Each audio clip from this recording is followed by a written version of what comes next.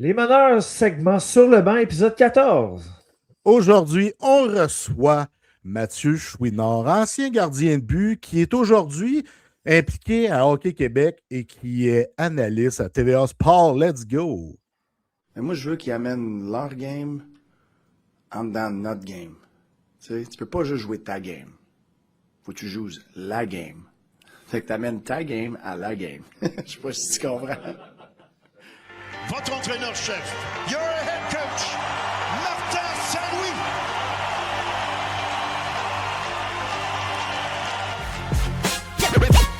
On va pas se mentir, c'est toi contre toi sur le terrain. Si tu mets les pieds sur ce terrain, il faut que tu te dises qu'il n'y a pas meilleur joueur que toi. L'avenir appartient à ceux qui se lèvent de bonne heure, qui remportent les honneurs, les vrais pros, les meneurs. On a la flamme qui fait raviver la répartie. On est les premiers arrivés puis les derniers partis. Black Mamba mentalité, pas besoin d'être validé. Surtout jamais baisser les bras, on s'est fait à l'idée. On garde la tête haute, peu importe le résultat. J'ai vu le 87 en série tirer sous le tas. Kevin Jeff sur le micro dans ton canal auditif. Aucun sujet sur la glace, les débats sont positifs. We believe, oh, c'est fort qu'il faut mettre pour être au niveau. Let's talk about that. On divise en 4 comme Jean Béliveau. Big shot à la gabière, avec ou sans teneur. On sait bien à quoi s'en tenir. Fais ton choix, prends ta meilleure. 100%, on est ce type de donneur. Au fond, c'est des forceurs. Bienvenue dans les meneurs.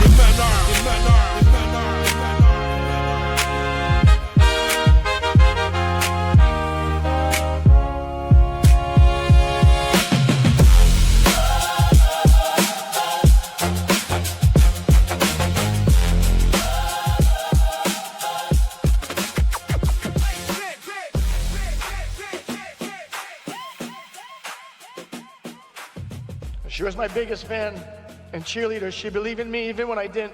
I know she's with us tonight and can clearly be proud and smiling down. As a kid, she would always tell me, "Show them, Marty, show them." Well, Mom, I think I did.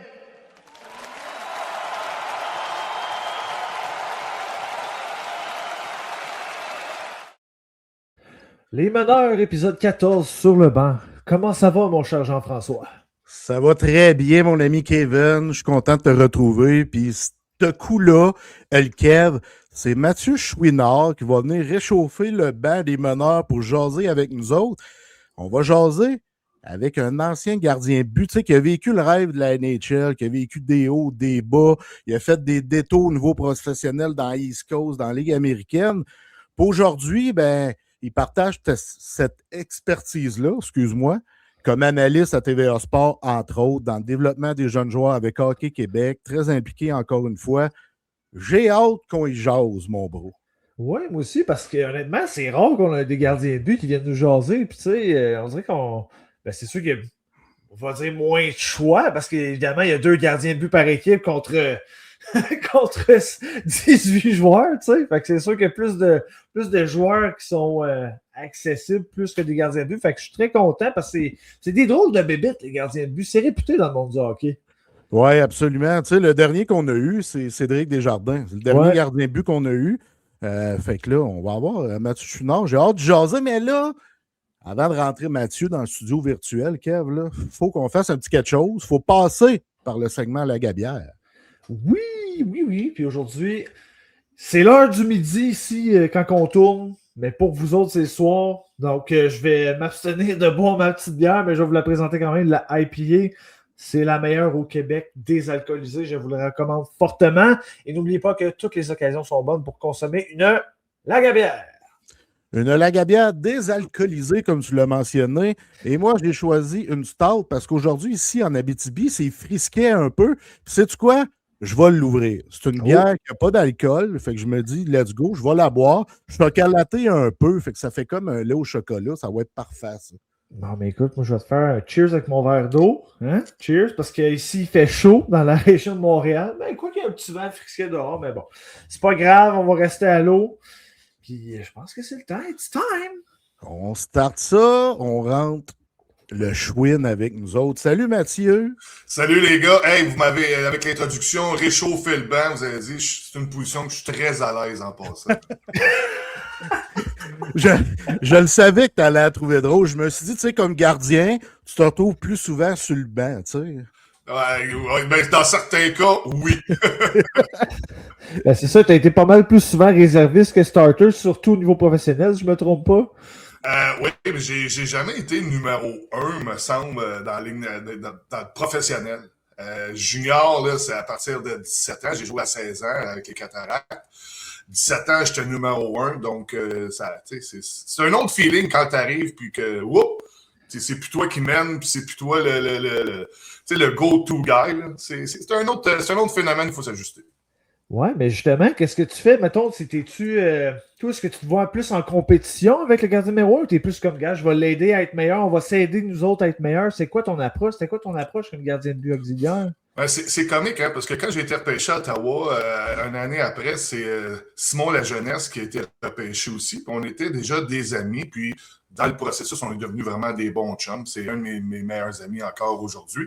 Puis on avait cette compétition interne-là. On prenait des photos dans le journal, puis des amis en compétition. Puis à un moment donné, j'ai rencontré un autre gardien de but québécois que je nommerais pas, puis il me dit « Qu'est-ce que tu fais là, Schwinn? » Il dit « C'est pas ton chum, ça, tu te bats contre, il va te voler de l'argent. » Puis, tu sais, il y a différentes façons de voir ça. Tu es toujours en compétition, mais il y a moyen aussi d'être, moralement, là, d'être une bonne personne. Il y en a des moins bonnes personnes, tu les vois, tu les ressens, ils vont passer dans ta vie, mais il y a moyen d'être une bonne personne puis d'avoir des amitiés quand même là-dedans. Écoute, je veux rentrer à une place qui ne me tente pas vraiment. Schwinn, là, tu en as déjà parlé en masse dans des podcasts, des entrevues, mais je veux y aller pareil, si tu me permets, parce que tu as déjà évoqué l'impression qu'une certaine forme de collusion dans la Ligue nationale qui aurait peut-être pu freiner ta carrière un petit peu. Tu sais, tu as été drafté 2 fois par les Sénateurs d'Ottawa. Peux-tu me replonger dans cette période-là, ce qui s'est passé, là, puis pourquoi tu as peut-être glissé lors de la deuxième fois que tu étais drafté, dans le fond? Ben, la grosse histoire, c'est que, tu sais, pour vraiment là, faire ça rapide, là, c'est que l'offre pour le contrat, lorsque j'ai été repêché pour la première fois en 98, est venue, si je me trompe pas, là, tu sais, ça fait longtemps, là, c'est 2 semaines ou 1 semaine avant le deadline là, pour retourner au repêchage. Donc, disons que la façon que ça avait été fait, puis la façon que les papiers ont été envoyés, puis les bonus et ça, c'était plus un FU là, quand ils me l'ont envoyé. C'était plus ça. Donc, on a décidé là, de retourner au repêchage. Mon agent me disait qu'il était Gilles Lupien dans le temps. Il me disait, écoute, j'ai des discussions avec plusieurs formations. Ils veulent te repêcher en première ronde. Je venais de gagner, moi, MVP dans la Ligue junior majeure du Québec. Tu sais, ça allait bien quand même, les affaires. Puis, lorsqu'on est allé au repêchage, ben, c'est ça, j'ai glissé. Puis, Ottawa m'ont repêché avec le choix compensatoire qu'ils avaient parce que j'ai pas signé le contrat de première ronde. Et puis, ils m'ont repêché. Puis, lorsque mon agent a fait quelques appels, puis qu'il a appelé des équipes qui auraient pu me repêcher, qui étaient supposées, entre guillemets, me repêcher, il dit « Ah, écoute, il est arrivé des affaires. » Puis, il fallait laisser aller le nom. Il fallait que ça glisse jusqu'à Ottawa. Donc, Ottawa avait décidé là, de faire un exemple. Il faut comprendre aussi qu'il s'était battu avec Yashin dans l'été d'avant, donc pour son contrat. Donc, eux autres, là, ils voulaient se battre en ce moment. C'est une belle mentalité. Ils tentaient de changer un petit peu les choses. Et puis, tu sais, je pense pas que ça... Tu sais, tantôt, tu disais ça a freiné ma carrière. Tu sais, ça, je pense que c'est... Il y a des circonstances dans tout ça, de la façon que moi, je me suis présenté aussi professionnellement, de la façon que eux, ils me voyaient. Donc, il y a eu beaucoup là, de discorde dans tout ça. C'était vraiment, là, c'était bizarre comme tout ce qui se passait, là, l'environnement à Ottawa dans ce temps-là. Donc, oui, disons que ça n'a pas bien été par la suite. Puis par la suite, pour terminer avec ça, ton moral était comment? Tu sais, comment tu as affronté les choses par la suite? Est-ce que ça t'a affecté mentalement ou tu t'es dit « fuck that, je fonce ». Ben, moi, je n'étais pas prêt à ça. Je n'étais pas prêt à ça. Comme je l'ai mentionné tantôt, là, j'avais joué à partir de 16 ans à Shawinigan. Saison difficile à 16 ans. Par la suite, 17, 18, 19 ans, écoute, des excellentes saisons. Ça a très bien été. On n'a pas été très bon en séries éliminatoires, mais est-ce qu'on avait les équipes pour passer? Pas nécessairement non plus. Puis, tout allait bien. Moi, j'étais dans un monde de licorne où je venais de repêcher. La vie était belle. J'avais joué avec Équipe Canada, Équipe Québec, première ronde. Là, finalement, deuxième ronde. Mais Quand je le dis, je suis tout le temps première ronde pareil. Ben ça oui, passe ben mieux. oui. Donc, je n'étais pas prêt à faire face à ces défis-là. Moi, tu sais, me faire dire, tu n'es pas si bon que ça par un coach, ma première année pro, j'ai fait le saut. Puis, tu sais, je n'étais pas habitué qu'on me dise des choses comme qu'elles étaient, puis de prendre un pas de recul, puis d'analyser. Puis, j'avais pas cette maturité-là humaine. Là, ouais. Je parle pas de hockey, je parle de maturité là, dans la vie pour affronter ça. Puis quand tu es dans une ligue, là, moi j'étais dans la ligue internationale, là, ma première année, c'est une ligue de vieillards, là, qu'on va dire. Là. C'était des 30 ans, c'est des gars qui ont joué dans la ligue nationale, qui ont joué une couple d'années, puis oups, sont rendus dans la ligue internationale. Donc c'est pas le même environnement, c'est pas la même ambiance, t'es pas là pour ton développement, t'es là pour gagner. Donc on met tout ça ensemble, là, ça fait que j'ai reculé sur beaucoup de choses.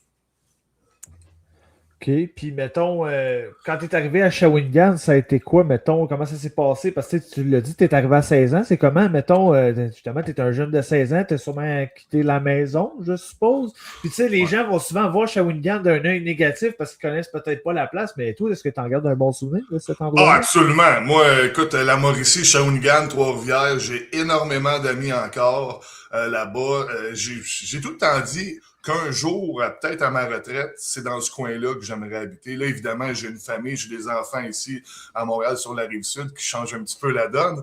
Mais j'adore la Mauricie. Je me fais une tâche d'y aller au moins là, 1 à 2 fois par année. Encore cet été, là, je vais aller au tournoi de golf des Cataractes.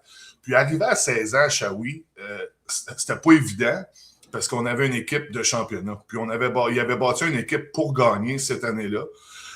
Donc, moi, j'ai pas eu beaucoup de temps de glace. Puis, évidemment, c'était juste des vétérans. On était 5 recrues, puis on jouait pas. C'était pas mal ça. Là. Les recrues dans ce temps-là, ils jouaient pas. Moi, j'étais le seul qui avait 16 ans.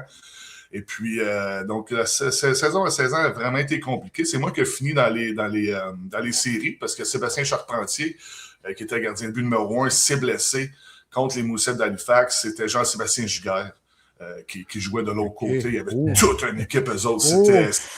C'était Clément Jourdouin qui était en arrêt du banc. Écoute, honnêtement, là, c'était une belle formation. On aurait dû gagner pareil. On a perdu en 7. C'est moi qui ai joué là, à Shawinigan à la maison. Donc, tough. Vraiment tough. L'année à 17 ans, je suis arrivé, mon dernier match hors concours, je pense que j'ai perdu 8-0 à la maison. Puis là, le lendemain, dans les journaux, c'était est-ce que Chouinard est prêt à être numéro 1? Est-ce que ça prend un numéro 1? Donc, il y avait énormément de pression. Puis je me rappelle Denis Francoeur, qui était mon entraîneur. Il disait on va embarquer sur la glace ensemble, on va travailler ensemble. Et là, il ne voulait vraiment pas que je me plante. Puis finalement, la saison a débuté. Puis sur les chapeaux de roue, ça a super bien roulé. Puis à un moment donné, ces petites sessions privées, il a fait bon, on va arrêter ça. Ça va bien. Puis regarde, on a eu une saison là, remarquable. Lui, il était au Match des Étoiles. Il m'a amené au Match des Étoiles. C'est lui qui a choisi. Il m'avait choisi là, au dépens de Roberto Longo. Il était pas. Ouais, j'avais 17 ans. Puis si je ne me trompe pas, c'était ce qui est Centre Bell, à la place Centre Molson dans ce temps-là, qui était tout neuf. On avait fait le match-là. Donc, ouais, ça a été un bon virage. On s'est viré sur un 17 là, entre 16 ans et 17 ans. Puis, non, vas-y, Jeff. C'est un beau fait d'armes que tu as réalisé là. Tu as coiffé Roberto Luongo. Mais là, tu as parlé de Shawi, Kev, qui est une place que peut-être c'est pas tout le monde qui aime aller, là, mais je vais t'en parler d'une encore bien plus loin que ça.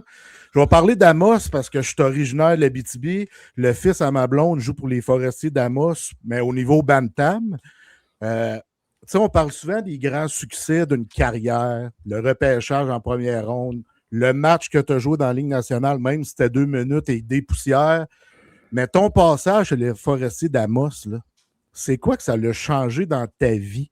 Parce que tu es parti de bonne heure de chez vous, tu t'en vas à Amos, là. Tu sais, t'es-tu devenu une meilleure personne grâce à la ville d'Amos et ce que tu as vécu là-bas? C'était l'introduction de moi dans le monde adulte, dans le monde, dans la vraie vie. Puis t'avais quel âge? 15 dans ce temps-là? J'avais 15 ans, ouais. Okay. Moi, on est parti, on avait été, parce qu'il y avait des repêchages spéciaux dans ce temps-là pour Québec et la région de Montréal. Puis les Forestiers pouvaient nous repêcher, entre guillemets. Donc, on est parti, là, je ne me trompe pas, on était 6-7, on est parti en avion. Ils nous avaient fait voler, on était allé à Val-d'Or. Et puis là, moi, je connaissais rien. Hein. Secondaire 1, 2, 3, j'étais au collège privé, au collège Laval, juste des gars. Je faisais du sport, je m'entraînais, j'étudiais, je me couchais. C'était ça ma vie. Là, je me rends compte que, il y a des filles. Il y a toute la société autour. Ouais. Là, t'es rendu à Amos, t'es un happening parce que c'est important, les matchs, les forestiers, la fin de semaine. C'est ça qui se passe. Une fin de semaine sur 2, évidemment, là, quand on passe à la route. Mais écoute, ça a tout changé. J'ai eu ma première vraie blonde que j'ai eue pendant des années. Ah, ouais? Même quand j'étais professionnel, là, on était encore ensemble. On se parle encore là, à tous les années. Donc, non, j'ai beaucoup d'amis encore d'Abitibi. Ça aussi, c'est une place que j'aime retourner, évidemment. Beaucoup de chambres d'Amos. Écoute, puis, c'est quelque chose qui a complètement changé. Même j'ai été chanceux, j'ai passé à ça dans le faire couper. Sérieux? Quand j'étais arrivé là, j'étais numéro 3 parce qu'il y avait quand même un gars de la place que, tu sais, des fois, ils aiment ça avoir un gars de la place. Il y avait un gars de Québec qui était Frédéric Brélamour, là, qui a été repêché par les Islanders de New York, qui était incroyable dans ce temps-là. Puis ça a donné que, ils m'ont pris. Puis Fred, il s'est blessé. Donc, moi, ça a donné que j'ai joué beaucoup de matchs. Match des étoiles, première ronde repêché junior. Moi, j'avais aucune idée de ça, comment ça fonctionnait. Tu sais, tantôt, tu parlais de Shawinigan. Je savais même pas c'était où Shawinigan.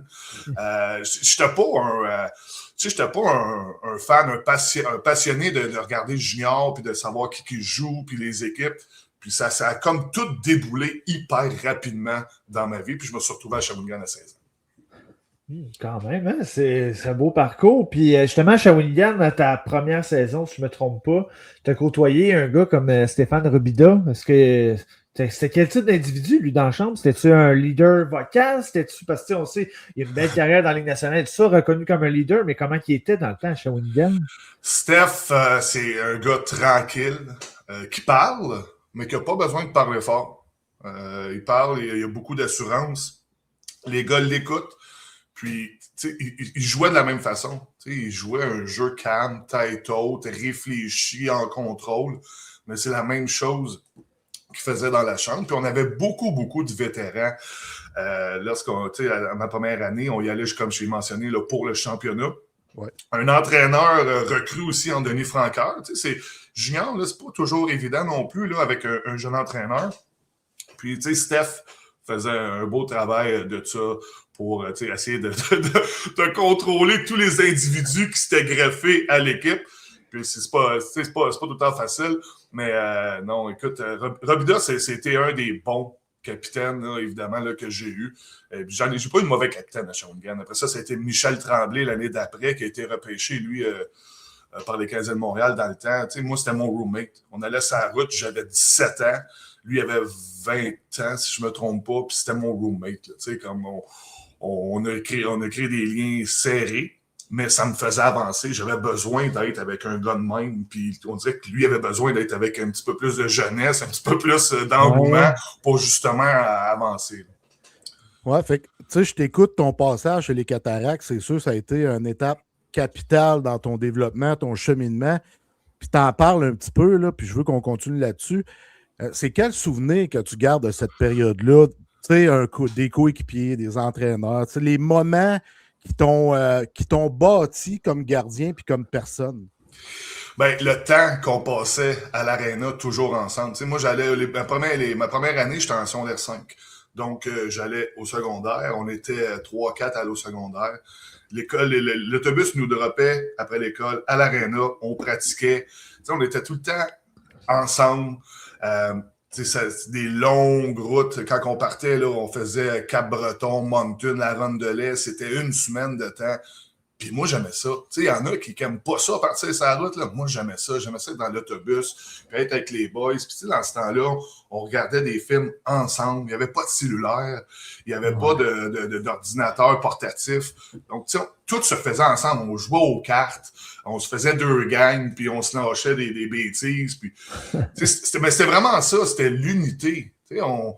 on partait sur la route après un match, là, mais on arrêtait au McDonald's, puis ils nous donnaient 20$ pour 2 gars, puis tu sais, aller manger, c'était une autre mentalité complètement. Est-ce que c'était bon pour nous autres? Probablement pas, mais on n'était pas les seuls qui le faisaient. Mais non, tout ça, là, tu sais, ça, c'était l'affaire de gang. Je m'ennuie de ça, d'être sur la glace, parce qu'un certain temps, à un moment donné, j'ai arrêté d'aller à l'école aussi. Puis, ils ne voulaient pas qu'on dorme le matin et qu'on fasse rien, là, tu sais, là. Fait qu'il fallait aller à l'aréna le matin. Puis, ça, c'est une bonne anecdote parce que Denis Francard, il me dit, là, quand tu vas arriver le matin, là, il faut vous embarquer sur la glace, il faut vous pratiquer. Là, après 1 semaine, 2 semaines, je suis allé voir, je suis rentré dans le bureau, j'ai dit, écoute, Denis, là, j'aime bien ça, jouer au hockey, là, mais si je pratique, si je goal 2 fois par jour, à tous les jours, je te dis qu'à Noël, je vais avoir une éclairantite aiguë, je ne serai plus capable. Si je vais être tanné, ça ne marchera pas. Puis là, il m'a dit, bon, fais donc ce que tu veux de bord. Fait que moi, j'embarquais sur la glace en joueur avec. Non, il y avait Pascal Dupuis avec moi que j'avais dit, viens à l'école. Puis finalement, on a abandonné l'école ensemble, mais peu importe. Mais on pratiquait des shots de partout. Puis, tu sais, je veux pas Pascal, lui, je pratiquais avec. Puis là, à un moment donné, il y avait une équipe de l'autre côté, c'était Bécomo. Avec le coach ancien là, qui était à Chicoutimi, là, qui est en politique, Richard Martel. Ouais. Puis là, Richard Martel, il me va passer. Puis là, moi, j'avais ma demi-visière, puis je patinais, puis je faisais mon warm-up. Puis on jouait contre eux autres le soir même. Eux autres, ils arrivaient de la route. Là, il dit, c'est qui ça? Les gars, ils disent, un de mes chums, il dit, c'est Chouinard. Il dit, lui, il jouera jamais pour moi. Ouais, ça a bien à donner, j'ai pas joué pour lui. Mais non, mais être sur la glace, pour vrai, pour répondre, pour être sur la glace, puis tu sais, comme en manger, on faisait juste ça. On mangeait du hockey, puis à la fin de semaine, on pensait juste à ça. Fait que c'est ce que je retiens le plus. Tu as dit 2 choses. Kev, je te relance, je te fais la pause dans pas long, Kev, parce que je veux pas oublier, il a dit qu'il vous donnait 20$ à 2 gars pour un McDo, hostie. Fait que c'était 10$ le trio dans ce temps-là. Aujourd'hui, c'est 20$ le trio. Sais-tu quoi? Avec 20$, on pouvait aller chercher plus qu'un trio chaque. Là. On pouvait s'acheter il y avait des à côté. Là. Ouais, les temps ont changé, on s'entend, depuis le début des années 2000. Ouais. Mais je suis content que tu parles d'entraînement de pratique parce que, tu sais, en tant que gardien de but, veux pas, tu fais face à des tirs. Là. J'imagine qu'il faut que tu sois courageux pour être un gardien de but. C'est sûr que t'es bien padé, là, mais... Ou un peu nono. Ouais, c'est ça, un petit peu sadomaso. Ouais. Mais t'as un Marc-André Bergeron qui s'en vient avec sa garnotte pendant les pratiques. Comment tu deals avec ça? Parce qu'on s'entend qu'il n'avait automne dans le temps. Marc-André Bergeron, c'est un phénomène assez particulier. Premièrement, c'est un gars qui jouait au baseball énormément quand il était junior. Fait que, il jouait à Trois-Rivières. Si je ne me trompe pas, il était lanceur. Donc, tu sais, lui, le hockey, là, c'était pas une priorité en partant, là. Puis, Bergie a les avant-bras, là, gros de même. Tu sais, Popeye, là, c'était ça. Ouais. Puis, c'est juste un naturel. Puis, c'est ton cire du poignet qui était impressionnant. Tu sais, il pouvait dégainer de partout. Puis, une anecdote là, sur Marc-André Bergeron, ce gars-là, tu sais, dans le temps qu'on chauffait nos palettes, hein, tu sais, on les chauffait puis on les modifiait, c'est les palettes de bois. Lui, ce qu'il faisait, c'est qu'il chauffait sa palette pour qu'il ait une courbe dans le talon. Puis, de l'autre côté, il la chauffait de l'autre bord. Donc, il pilait dessus, puis il revirait son bâton à l'envers. Puis, il me jasait ça avant le game, puis il me parlait. Ouais. Fait que là, ça veut dire qu'il y avait une courbe dans le talon d'un bord, puis au bout était l'autre côté. C'est pas une joke, je vous le jure. Fait que quand il manœuvrait la rondelle, il y avait à peu près ça pour manœuvrer. Il n'y avait pas toute la palette au complet. Mais lorsqu'il prenait la rondelle du revers puis qu'il décochait des tirs du revers, ting! Elle partait. Il te dit, il avait les bras de main, il faisait ça de même. Puis elle partait, il y avait une curve l'autre bord. C'était incroyable. C'était incroyable. Ce gars-là faisait des affaires que j'avais jamais vu junior. Il recevait la rondelle à la ligne bleue, il attaquait le net. Dans ce temps-là, tu voyais pas ça. Tu voyais le gars qui marchait sur la bleue, il prenait un tir du poignet ou un slap shot. Lui, là, il rentrait au filet, il déjouait un gars. Tu sais, un peu ce que McDavid va faire, mettons. Tu sais, là, c'est un attaquant, là, mais tu sais, il attaque le filet, il en déjoue un, puis après ça, il la remet, tu sais. Lui, il faisait ça de la ligne bleue. C'était assez impressionnant. Aïe, aïe. Ben, tu parlais de son tir du poignet, mais son slap shot aussi, il était pas peu, je me souviens. Il n'a pas joué longtemps pour CH, on l'a vu un peu aller ici, là, mais c'était dévastateur aussi. Là, c'était quelque chose. Je me semble, là, de mémoire, il doit avoir encore un record. Je pense que c'était 42 buts qu'il avait eu là, à sa dernière saison à Shawinigan comme défenseur. C'est complètement fou. Puis, tu as parlé de Pascal Dupuis aussi, j'ai pas le choix de t'en parler parce que sa dernière saison dans le Q, une petite saison, là, 50 goals, 105 points. Toi, dans ce temps-là, Mathieu, tu savais-tu que ce gars-là allait avoir autant de succès qu'il y a eu dans la Ligue nationale de hockey? Ça devait déjà être une tête de hockey dans ce temps-là, je peux pas croire. Hein? Ben, Pascal et moi, on a grandi dans la même ville, on a joué au soccer ensemble. Moi, j'ai été best man à son mariage. On est des grands chums. On était des grands chums à partir de 7-8 ans. Puis, pour faire une longue histoire avec ce que tu vas dire, lui était à Rouen. Lui était repêché à Rouen-Noranda. Ben oui. Puis, Midget 3A, pour les Régents, c'était un défenseur. Oh! Au milieu de la saison, ils l'ont mis à l'attaque, ou je pense, regarde, peut-être avant les séries, quelque chose de même. Ils l'ont mis à l'avant, puis il y a eu des séries extraordinaires. Il a été repêché à Rouen-Noranda, il y a eu une bad luck, il faisait du bande à bande, il s'est cassé à la jambe, il a glissé, il s'est cassé à la jambe. Puis, de fil en aiguille, il a été échangé à Shawi. Moi, j'étais content, c'est mon grand chum qui est venu à Shawi. Moi, j'étais allé chercher à l'aréna, je l'ai amené chez nous, on est allé dans une famille de pension, là, il était pas trop sûr, je dis non, on laisse faire mieux chez nous. Il a été 1 mois à terre sur un matelas épais de même, à dormir dans ma chambre. Puis, tu sais, dans ce temps-là, tu t'en fous, tu as 17-18 ans. C'est pas ça qui est important. Mais sur qu'est-ce qui est sûr, c'est que Pascal, c'est une machine d'entraînement. Son père avait joué au hockey professionnel. Sa mère, c'est une femme qui était en shape, qui s'entraînait beaucoup. Tu sais, dans la famille à Pascal, son frère Martin aussi a joué junior majeur. Lui aussi, tu sais, au baseball, c'était une machine. Donc, tu sais, c'est une famille d'athlètes. Donc, juste ça, c'est un passionné là, de s'entraîner, être en forme. Donc, mets ça avec l'explosion qu'il y avait. Ouais. On ne voyait pas un joueur exceptionnel, mais on voyait qu'il y avait une explosion qui était différente. Il y avait un jump, puis il a développé tout ça avec son entraînement, hors glace, sur glace. Il a vraiment mis l'emphase là-dessus. Puis tu sais, ces 50 buts, là, c'est la dernière saison, hein, je pense. Oui, exactement. Si je ne me trompe pas, là, c'est à son dernier match qu'il a fait, il me semble qu'il a fait 3 buts au dernier match pour faire son 50. Il me semble que c'est une affaire comme ça. Malade.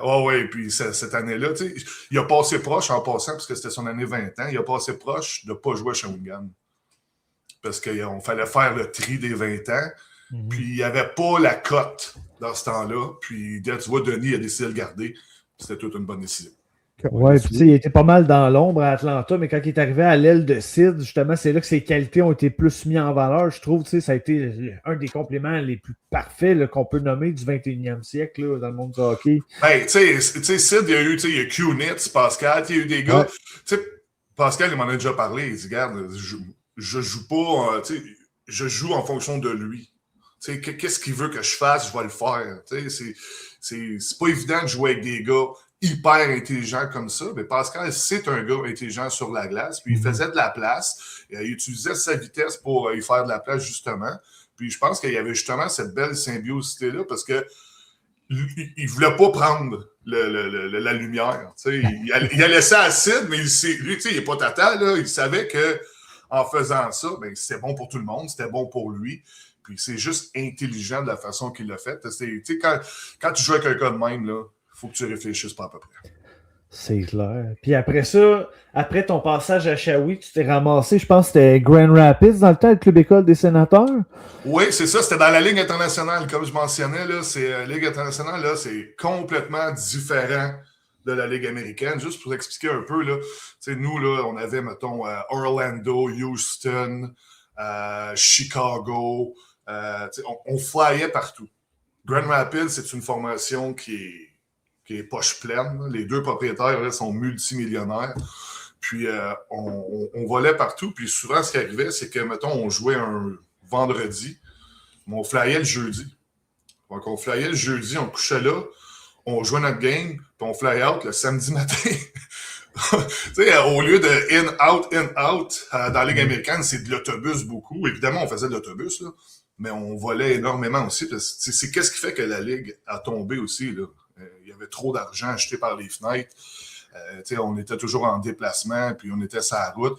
Puis ma première année, comme j'ai mentionné, c'était la première année de Bruce Cassidy comme entraîneur dans la Ligue internationale. Lui, il venait de gagner dans la défunte United Hockey League, là, qui était un...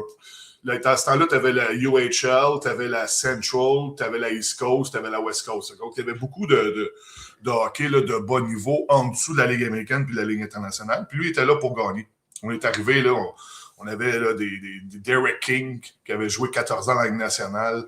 On avait des Kip Miller qui est arrivé. Joël Bouchard. On avait un bout de Saïev. Comme l'autre gardien de but, c'était Mike Fountain qui avait joué dans la Ligue nationale pas mal. Était là. On n'était pas là pour le développement. Puis quand même une bonne saison. Collectivement, puis personnellement aussi. Puis, tu sais, si tu regardes, à Star avec les statistiques, on voit tout. T'sais. Moi, mes statistiques, quand j'ai tourné pro, ils ont de l'allure partout. C'est pas, tu peux pas dire il s'est planté là, ça a vraiment pas bien été cette année-là. Non. c'est ça le pire. C'est que je regarde les stats, puis je dis, je suis content, ces statistiques-là, quand même. Je me suis pas planté tant que ça. Tu t'es pas planté. Non, c'est ça. T'as gaulé une fois en bas de 900. Sinon, t'étais en haut de 900. Fait que t'as connu du succès. Tu sais, puis tu t'es promené, Ligue américaine, East Coast et tout ça. Ça doit forger un être humain, encore une fois, de se déplacer comme ça. Puis, comment tu vivais ça à cette époque-là? Tu sais, de voyager comme ça. Ton rêve de la Ligue nationale, il s'éloignait-tu ou... Oui. Tu sais, surtout mon premier envoi dans East Coast, il restait, je pense, 2 mois à la saison. Puis, d'ailleurs, c'est Simon Lajeunesse qui est venu prendre ma place dans mon appartement. Il est venu chez nous, parce qu'il dormait chez nous. Puis, une autre anecdote avec Simon.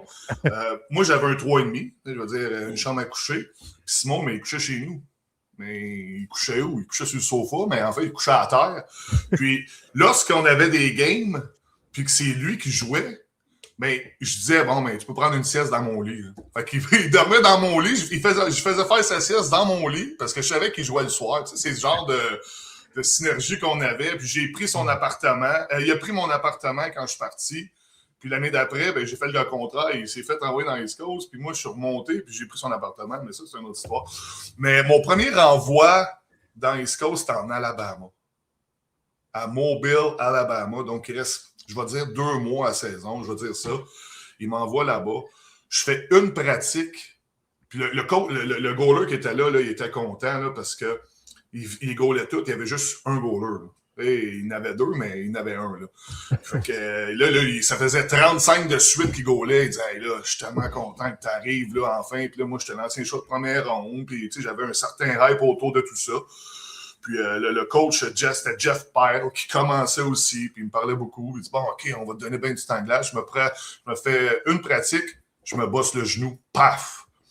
Puis goaler. Je suis out, je suis out pour la saison. Fait que là, j'appelle Ottawa, je dis, on fait quoi là pour mon conditionnement, puis tu sais, tout ça. Il reste là-bas. OK. Fait que je suis resté en Alabama 1 mois et demi, 2 mois à rien faire. À prendre mon paycheck, puis d'aller manger au restaurant, puis à l'aréna, puis les gars, ils m'amenaient sur la route, puis je découvrais Mississippi, Bâton Rouge, puis tous les trous à rats de la East Coast, finalement, là, tu sais. Mais non, puis là, c'est là que tu fais « Ouf, OK, là, je suis ailleurs. » Je te dirais qu'à partir de ce moment-là, j'ai comme fait « Bon, tu sais, j'ai-tu vraiment le goût de faire tout ça tout le temps? » Fait que tu commences à te poser des questions, puis là, l'année d'après, ça va être encore pire. Ouais, puis tu sais, ça m'amène à la sous-question, justement. Il a fallu à un moment donné, dans tout ça, que tu redéfinisses de ton identité, si on veut. Chris, c'est qui Mathieu Chouinard s'il n'est plus goaler, tu sais? Moi, j'avais aucune idée. Puis, tu sais, le moment, là, Fait que j'étais à Phoenix pour les Roadrunners dans la East Coast. Puis qu'est-ce qui est arrivé, en fait, c'est que il y avait eu le lockout. Fait qu'il y a eu plein d'affaires. Il y a eu le lockout, ça a freiné bien des carrières, évidemment. Puis là, après ça, j'étais allé en Arizona. Puis c'était Claude Lemieux qui était propriétaire, qui était un des propriétaires d'ailleurs. Ouais. Puis là, ça allait bien. Je goalais. Puis l'autre petit goaler qui était là, qui était Mike Moore, il avait gagné, tu sais, l'émission de hockey, là, tu pouvais gagner un contrat professionnel. Là, il y avait ça au hockey. Il passait ça à CBC, là, il y a une couple d'années. Puis c'était un show de hockey, puis il y avait des GM de la Ligue nationale, puis tu pouvais gagner un tryout dans la Ligue nationale, puis il y en a plusieurs qui ont fait ça. Puis ce gars-là, il arrivait de là. Il avait gagné ce show-là, Mike Moore. Puis il était super bon. Puis, à un moment donné, ils m'ont dit, bon, ben, on va t'échanger. J'ai été échangé. Puis l'assistant coach qui m'a appelé, c'était Peterson. J'avais joué avec lui l'année d'avant à San Diego. Puis il dit, hey, Mashwin, on est allé te chercher. Tu vas jouer bien des games à Bakersfield. C'est en Californie aussi. C'était pas super, tu sais. Je dis, non. C'est fini, moi je m'en vais à la maison, je suis tanné. Ça me tentait pas. Ça me tentait plus de déménager, de pacter mes petits, là, je dis ça, mais mes petits, c'était mes bagages. Là. Pacter mes bagages, puis repartir dans une autre ville.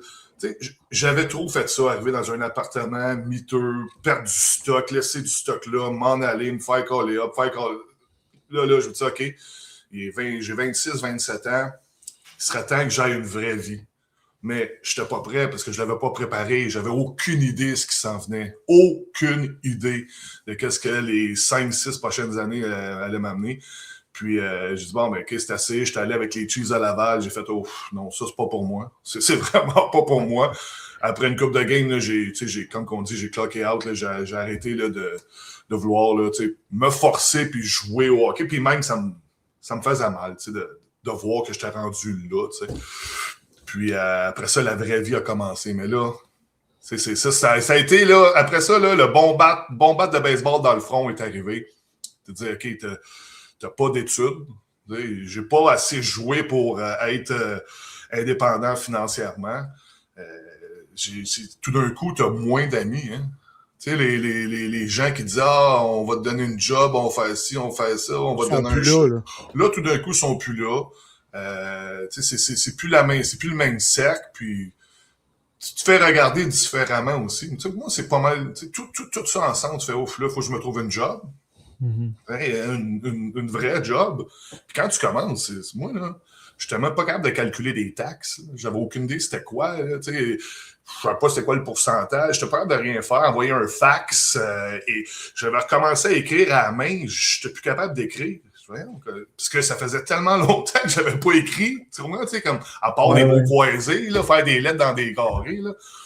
Fait que il a fallu que je reprenne, que je recommence. Puis pourtant, moi, l'école, j'aimais ça. J'étais en arts et lettres, je voulais aller en théâtre, en radio, en TV, ainsi que ça, tout ça. Puis là, j'étais comme, bon, je veux plus aller dans le hockey, j'avais une carantite aiguë. Fait qu'est-ce que je fais? Il faut que je travaille parce que là, l'argent, elle sortait. Puis, bon, c'est ça. Il faut que je me débrouille. Fait que j'ai commencé à me débrouiller. Puis, tu as essayé aussi assistant coach. Tu t'es ramassé chez Saguenay pendant 1 an. Comment ça s'est passé? Puis pourquoi tu es juste resté 1 an? Ben, qu'est-ce qui est arrivé? C'est que, tu sais, je voulais plus faire de hockey. Puis, il y a un papa, un chum à mon père, qui coachait une équipe junior 2A. Là. Junior A, je pense. C'est une affaire de même. Puis il disait, hey, on aimerait ça que tu viennes assistant coach avec nous autres, nous aider. Bon, OK. Fait que je suis allé. Je fais, c'est pas si pire, tu sais. Puis il y a quelqu'un qui était là, un coach, qui dit, hey, le collégial va repartir d'ici 2 ans. Je t'appelle, j'aimerais bien ça que tu. OK, c'est bon. Moi, j'oublie ça. L'année d'après, je coach assistant coach Bantam 2B, encore une fois, avec l'ami de mon père, tu sais, une connaissance.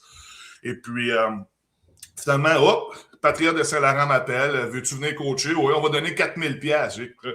Je l'aurais fait gratis, mais OK, c'est bon. On va le prendre les 4000. Puis là, de fil en aiguille, je me dis, crème, j'aime ça. Puis là, je prenais plus de place en arrière du banc. Puis là, je commençais à vouloir, un peu tasser le coach en chef. Je me disais, puis j'ai été en chef. Finalement, j'étais allé coacher en chef et j'ai été engagé 4-5 ans plus tard à Lionel Groulx, collégial. J'ai fait mes 2 ans là. Et puis, j'ai reçu un appel. J'ai reçu quelques appels du junior. Tu sais, des fois, la vie fait drôlement les choses. Hein? Fait que j'ai reçu un appel de Chicoutimi. Ils m'ont dit on aimerait ça avoir un assistant coach. C'était Pat Bosch, le coach qui venait d'être nommé en chef. Fait qu'ils disent on a besoin d'un assistant, un deuxième assistant. Moi, je ne connaissais pas ça, premier, deuxième assistant. Deuxième assistant, puis un coach et goaler. Puis les autres, ils mettaient ça ensemble, ils faisaient un bundle. Puis ils ne me donnaient pas trop d'argent pour aller vivre là. Mais c'était parfait. Je veux dire, moi, je voulais avoir un pied dans la porte. Je voulais rentrer dans le junior majeur. Peut-être ça que je voulais faire. J'avais un enfant qui venait de naître, qui avait 1 an et demi. Puis c'était difficile là, d'aller me louer quelque chose là-bas, laisser mon fils à la maison. Puis qu'est-ce qui est arrivé, c'est que en plein milieu de saison, le coach en chef et le GM ils ont été mis dehors. Puis ça a été médiatisé parce qu'on était à Rimouski entre la 2e et la 3e période.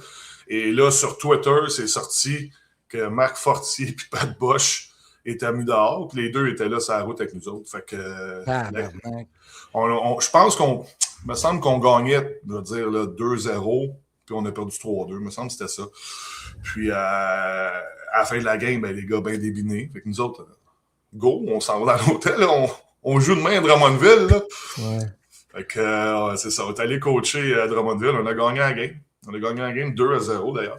Puis c'est ça, j'ai fait le reste de l'année là, avec Yannick Jean. Puis rendu à la fin, tu sais comment c'est, là, on veut avoir nos gens avec nous. Et donc, tu sais, moi, c'était parfait. Fait que je suis revenu à la maison.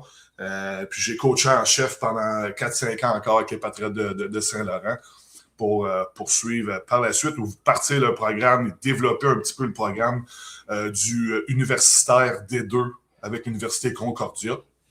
Puis TVA est arrivé. Puis là, j'ai délaissé le coaching à temps plein pour faire de la TV. Ouais, puis là, tu as parlé beaucoup de choses, mais j'ai retenu quand tu as fini ta carrière de joueur, tu te ramasses quasiment comme un chevreuil devant un char. Qu'est-ce que je fais ici? C'est quoi t'as fait là, avant d'aller coacher? T'as-tu tourné des burgers à quelque part? T'as-tu fait des choses de même, des emplois standards, on va dire? Honnêtement, c'était pratiquement ça. T'as montré comment que j'étais pas dans la réalité. Là. Encore une fois, c'est un ami de mon père qui disait hey, j'ai besoin de quelqu'un. Puis c'était au club piscine. Okay? J'étais, entre guillemets encore, là, assistant gérant de l'entrepôt du club piscine. Tu sais, t'as le club piscine où tu achètes tes choses, puis à côté, tu vas là, puis ils te donnent tout ça. Là. Moi, c'est ça que je faisais. Moi, je donnais des boîtes, puis je donnais les poches de sel, puis je donnais les chaises, les sets de patio. C'est une job d'étudiant. Une job d'étudiant. J'avais des lifts. Fallait que Puis là, moi, j'avais pas de carte de lift. Il disait, va chercher ça. Moi, je me prenais avec les lifts. Je n'avais jamais conduit ça. Les dents se promenaient. J'arrachais du stock. C'était ma première job à vie. J'avais jamais travaillé. J'avais joué au hockey. L'été, je faisais des écoles de hockey. J'étais payé pour ça, mais pour moi, c'était pas une job. Là, c'était vraiment une première job. Puis, donc, j'ai pris ça l'été parce qu'il fallait que je travaille. Puis là, après... je te dirais 1 mois et demi, moi, je suis habitué d'aller en vacances au chalet avec mes chums. Puis à chaque année, on est une vingtaine, quasiment 30. On s'en va dans des chalets à la même place dans le nord, puis ils sont tous propriétaires, puis on se détermine vraiment des semaines, puis on y va. Ça faisait, là, depuis que j'avais 14-15 ans qu'on faisait ça. Fait que là, je m'envoie à mon boss, puis je dis, ouais, bon, je vais avoir besoin de 2 semaines de vacances, parce que je m'en vais au chalet, tu sais. Là, il me dit, on est en plein été, on vend des piscines ici, le gros, là. Fait que, il dit tu t'en vas pas en vacances, là? Je dis, oui, je m'en vais en vacances 2 semaines, je fais juste avertir avant, là. Je dis, fais juste pas me payer, là, ça finit là. Il dit, non, ça marche pas de même, il faut que tu accumules tes vacances. Puis, je dis, OK. Là, on était le lundi. Je dis, regarde, vendredi, je m'en vais. Ça va être ça. Fait que ça a été ma première job. Club piscine, ça a duré 1 mois et demi. Je suis parti vendredi midi. Je dis, moi, m'en vais en vacances. Moi. Ça a été là, puis j'ai été chanceux. J'ai été chanceux par la suite. J'ai un de mes amis qui, dans ce temps-là, on n'était même pas encore amis, c'était plus une connaissance. On se voyait l'été de temps en temps, puis il disait hey, j'ai besoin de quelqu'un dans une compagnie là, de transport à Laval, dans le quartier industriel. C'est moi qui répondais au téléphone un peu. C'est moi qui étais au comptoir pour accueillir les clients. Puis je vendais du stock on the side. J'ai besoin de quelqu'un. Tu veux-tu le faire? Je dis, bon, oui, parfait. Fait que j'étais allé là. Je faisais 18$ de l'heure. Fait que, c'est vraiment de recommencer en bas. J'ai fait 4 ans. 4 ans là. Jusqu'à temps que ma vie aille moins bien, tu sais. C'était noir, je faisais pas grand-chose. Je travaillais, j'avais hâte aux vacances, j'allais me chercher des films, je mangeais de la pizza en carton, puis c'était ça ma vie pendant longtemps. Ça a été tough. Tu tombes de haut, là. Tu tombes de haut. Quand je parlais du Club Piscine, là, à un moment donné, il y avait Mike Ribeiro qui était rentré au Club Piscine, c'était à Dollars-des-Ormeaux. Puis Mike Ribeiro, il rentre. Fait que moi, Mike, je le connais bien. J'ai joué avec équipe Québec, équipe Canada. Je m'en vais le voir. Je dis hey, Mike, comment ça va? Il dit Chouine, tu fais quoi ici? Je dis j'aimerais ça m'acheter un club piscine, là. Fait que j'essaie de voir comment ça roule. Mais j'étais gêné, moi, de dire que je travaillais au club piscine. Mike Ribeiro. Puis 2 ans avant, j'étais à Los Angeles. Tu sais, ça comme. C'était un peu fou, mais je n'étais pas capable de me l'avouer. Je n'étais pas capable de dire, je fais 15$ de l'heure, plus 50 cents quand la madame elle me donne une pièce, puis je ne sais pas avec mon chum qu'elle est rentré les poches de sel dans sa valise. Tu sais, c'est une grosse dose d'humilité. Une grosse dose d'humilité. C'est plus que repartir à la base, je te dirais. Mais ça a fait de moi que j'ai compris c'était quoi, puis par la suite, j'ai eu des opportunités, puis ça a bien fonctionné. J'ai été chanceux. Le gars fait sa chance, comme on dit. Tu sais, je trouve ça, tu sais, c'est sûr que, tu sais, on te regarde aujourd'hui, tu es à la TV, comme tu disais tantôt, je trouve ça inspirant, Mathieu. Je sais pas si tu réalises, hein. Je trouve ça vraiment inspirant. Tu sais, t'as peut-être t'as joué 2 minutes dans la Ligue nationale, mais ça, c'est des acquis de vie qui sont inestimables. Là. Tu sais, tu viens de dire l'humilité, c'est pas tout le monde qui a ça. Ouais. Là, tu t'as acquis ça, puis tu vas pas transmettre ça, tu sais, parce qu'on comprend que tu es un papa de famille. C'est des choses que tu peux transmettre à tes enfants. Moi, je trouve ça fascinant. Le vrai monde, quand tu joues au hockey, puis que tu as l'argent, tes poches pleines, puis j'ai souvent dit, c'est pas le vrai monde, c'est pas la vraie vie. Eux qui sont dedans, ils pensent que c'est la vraie vie. Mais c'est un pourcentage là, minime de gens qui sont capables de vivre comme ça. Tu sais, d'avoir la mentalité que quand tu vas au restaurant, tu peux prendre qu'est-ce que tu veux. C'est pas grave. Tu sais, tu peux changer ton... Puis que tu vas luncher, puis que ton lunch te coûte 150$. C'est pas grave. Que tu te pognes du room service le soir, puis que ça coûte 200$ de toast, puis c'est pas grave. Tu sais, comme c'est un autre monde Puis la réalité, c'est pas ça. C'est que tu vas te lever le matin, puis il faut que tu travailles, puis crème, il y a des billes qui rentrent, puis il faut que tu fasses affaire avec le gouvernement, puis tu as des taxes. Tu sais, comme ça, c'est des choses que quand tu es dans le hockey, puis t'es vraiment là, t'es comme ça. Mais je dis hockey, ça peut être n'importe quel sport. Puis tu fais des millions, puis tu n'as jamais eu à avoir cette difficulté-là. Là. Ben là, à un moment donné, tu fais OK, puis oui, là, maintenant, tu sais, je comprends plus de choses, puis est-ce que je suis différent avec mes enfants parce que j'ai passé à travers ça? Ben, probablement. Est-ce que je suis plus strict sur des choses, plus loose sur d'autres choses? Probablement aussi, parce que je sais c'est quoi, puis je veux pas qu'ils vivent ça, tu sais. Là, mes gars j'ai 2 garçons de 9-13 ans, ils jouent au hockey pour le plaisir, mais vraiment pas pour jouer, pour avoir une carrière. Puis, je suis pas fâché de ça. T'sais, c'est sûr que le papa joueur de hockey, je trouve ça cool quand je vois d'autres papas puis leurs jeunes, ils jouent puis sont bons en tabarnouche. Puis je me dis, crème, j'aurais aimé ça. Mais en même temps, j'ai pas poussé mes enfants là-dedans. J'allais pas à l'aréna puis j'embarquais pas sur la glace avec eux autres pour dire, là, il faut que tu patines, il faut que tu le fasses. Là. Non. Il y a d'autres passions, il y a d'autres choses qui les font avancer. Puis je suis bien correct avec ça. Puis tu as parlé d'une période noire. Cette période-là, as-tu duré longtemps? Puis qu'est-ce que tu as fait pour réussir à t'en sortir? Tu as parlé de chance, mais à un moment donné, tu as dû, par toi-même, step up là, la game, si on veut. Oui. Ben écoute, j'ai rencontré la mère de mes enfants, qui a changé beaucoup, puis je me suis remis au coaching. Le hockey que j'avais tant détesté pendant longtemps, pour plein de raisons, là, je suis retourné au hockey par la suite et c'est ça qui m'a aidé à me lever à tous les matins. Puis, c'était des pratiques difficiles parce qu'on pratiquait le matin très, très tôt. Puis, j'avais pas de misère à être sur la route à 5h30 du matin pour faire ça. Au contraire, j'aimais ça. Puis, ça a comme rallumé la flamme. Puis, quand j'ai compris que j'aimais ça, puis que je n'étais pas si pire en arrière d'un banc. Je voyais la game plus que je pensais, parce que moi, je m'étais dit, moi, un goaler, là, quand le coach il dessinait ses X et ses 0 au tableau, là, je regardais pas ça, moi, là je regardais pas mal tout sauf ça. Puis maintenant, je regarde une game, mais je fais juste regarder les X puis les O, puis j'analyse, c'est complètement différent.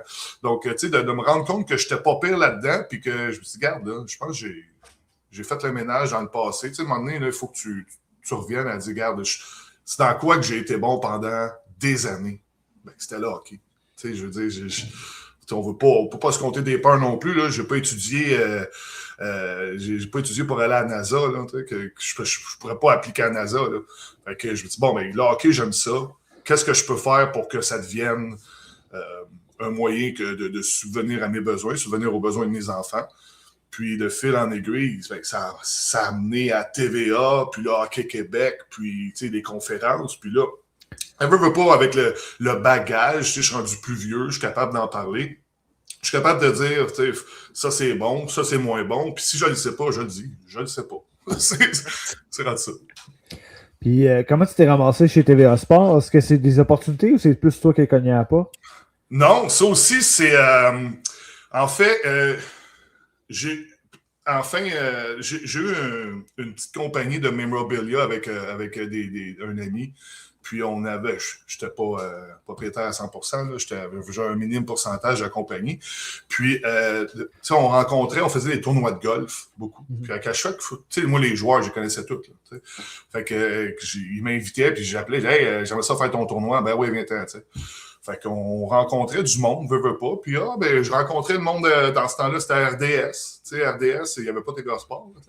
Je rencontrais les gars d'RDS, puis les boss, puis ci, puis ça. Puis je me mettais chum avec un peu avec eux autres. Puis à un moment donné, à TVA Sport, ils ont décidé, à la fin de la pandémie, là, il y avait un show avec Dave Morissette en direct, je ne me trompe pas. Ouais. Puis il faisait des entrevues, puis il devait avoir moins de participants parce qu'ils m'ont appelé pour que j'aille faire l'entrevue, faire l'émission avec eux autres. Puis ça a super bien été. Moi, c'est la première fois que j'embarquais sur un plateau. J'étais hyper nerveux. Puis donc, on a fait l'émission. Puis j'ai reçu un appel, je te dirais, là, peut-être un mois après, qui disait « Hey, salut, on aimerait ça t'essayer pour faire GC, faire un petit 4-5 minutes à GC pendant son show, ça te tente dessus? » Puis je vous le jure, les gars, j'étais à ça de dire non. Puis c'était un de mes rêves. Faire de la télévision, là, c'était un de mes rêves. Là, tu sais. Là, je me rends compte, de plus que je vis, j'ai plusieurs rêves, mais ça, c'en était un. Puis j'étais à ça de dire non parce que je me sentais mal dans la télévision, puis de, tu sais, OK, là, il faut que je m'habille, il faut que je m'achète du beau linge. Tu sais, je n'étais pas rendu là, on dirait, fait que je dis, regarde, je vais y aller, là, puis on va le faire.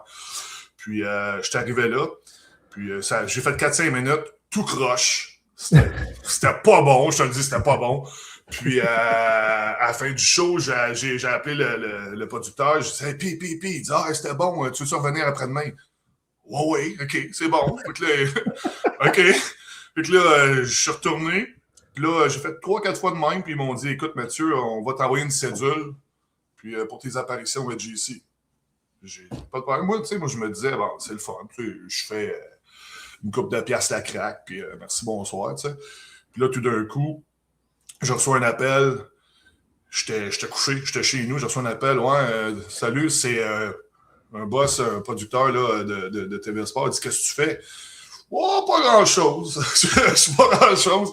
Il dit, ça tenterait-tu d'analyser, là, c'était je pense que c'était le Gorton qui arrivait là, avec Kent Hughes. Ou, tu sais, c'est une affaire de même, là, je suis pas sûr si c'était que le GM a été mis dehors, puis il changeait. Bon.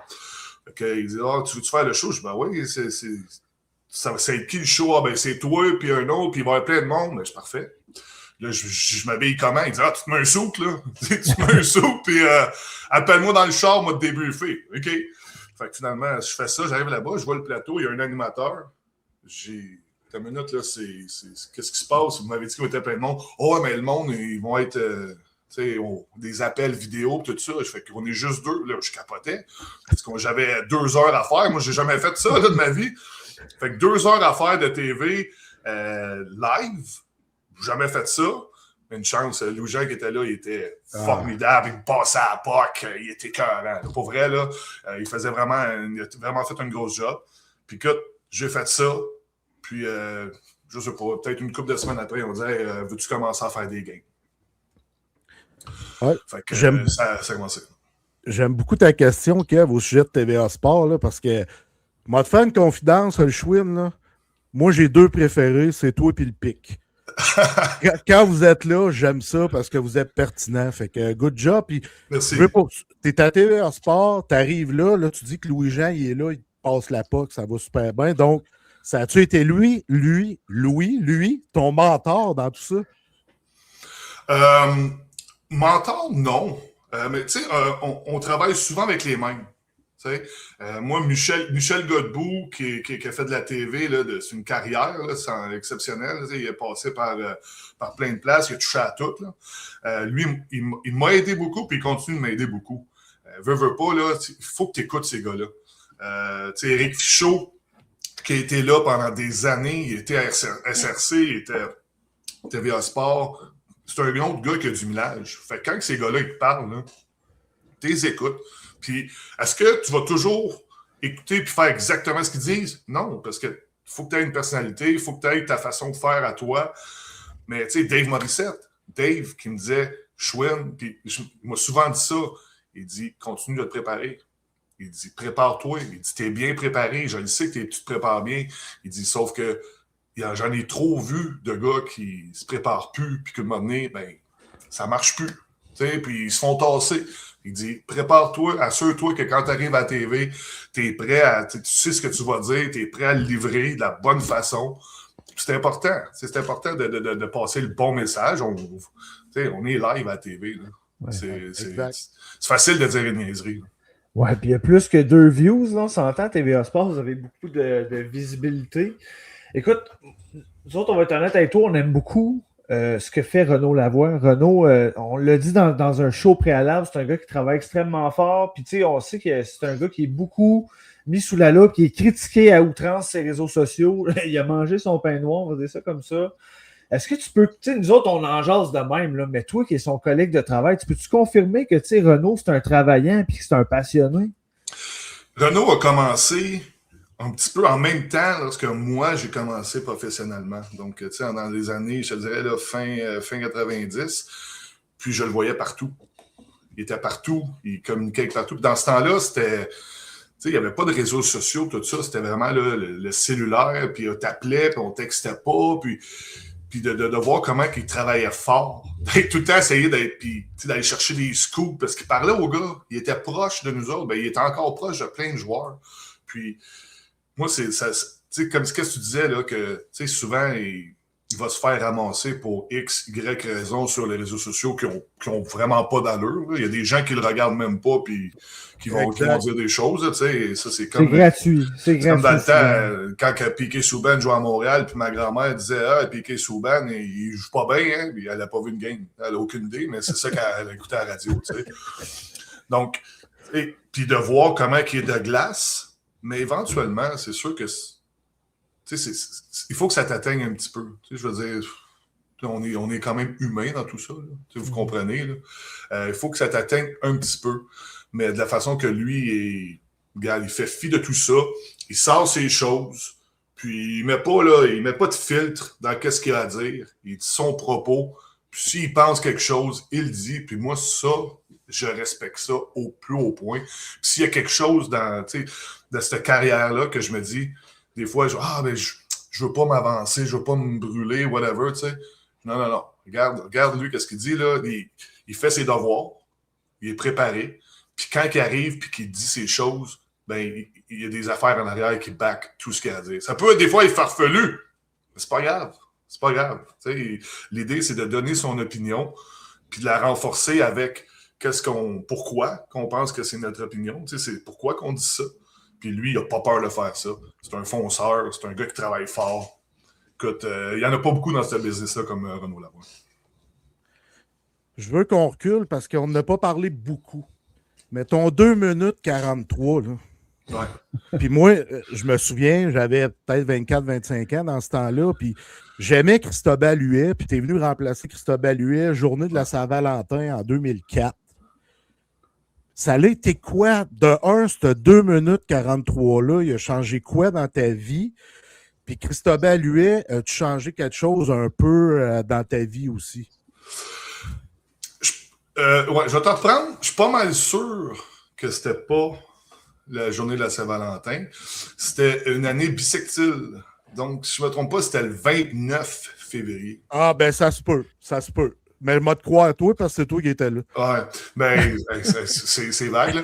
Mais qu'est-ce qui est arrivé? Premièrement, c'était les deux gardiens de but, c'était Cechmanek puis Cristobal Huet. Roman Cechmanek, ouais. Oui, puis tout un personnage, hein? Tout un personnage. Ouais, puis c'était pas le gars qui était le plus apprécié dans le locker room. Donc, que je sois là, les gars étaient contents. Parce que l'autre, il est pas là. Oui, ben c'était ça, il était blessé, puis eux autres, ils se disaient, on est bien contents, puis tu sais, on avait, Éric Bélanger était là, Yann Laparrière,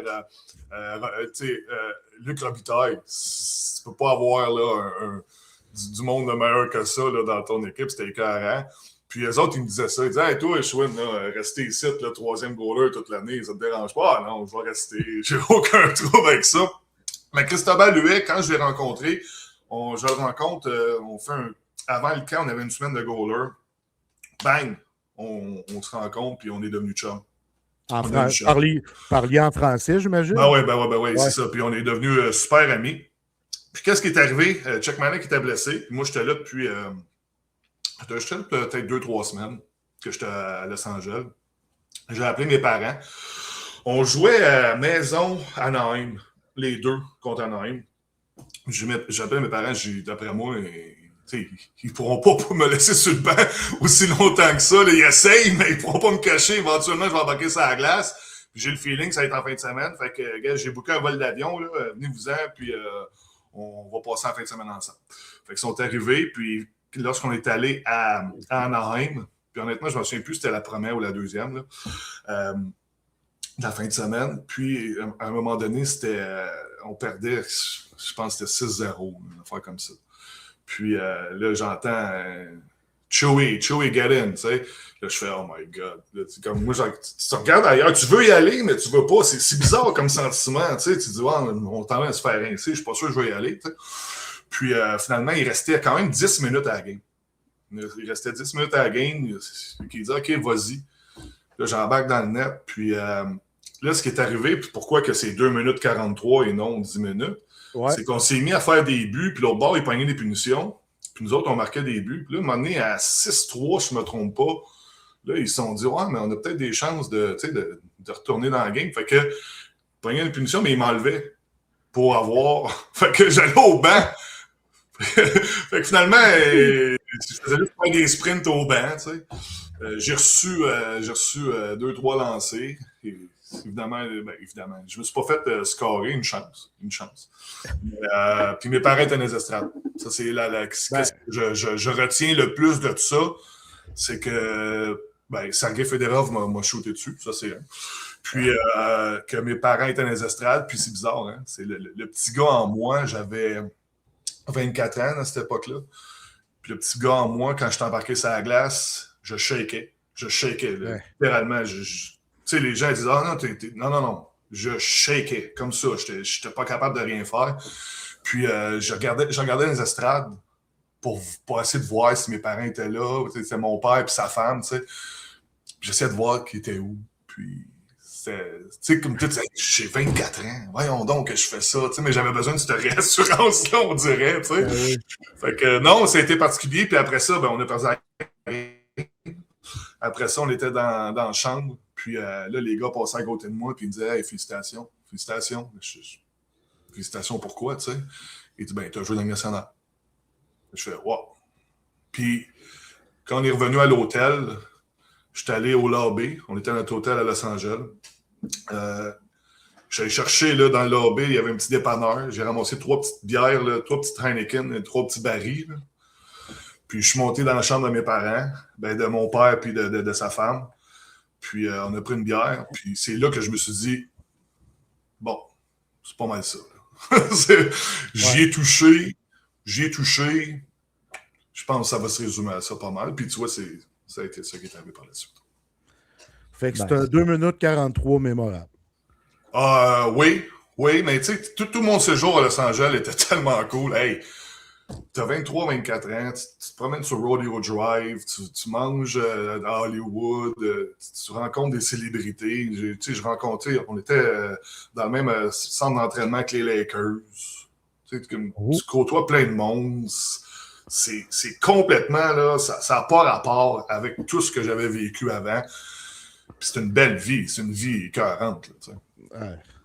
Ah, c'est clair. C'est clair que oui. Puis nous autres, on est des grands amateurs de Los Angeles, de tout ce qui fait les palmiers, etc. Là, fait que on est bien heureux d'entendre ça.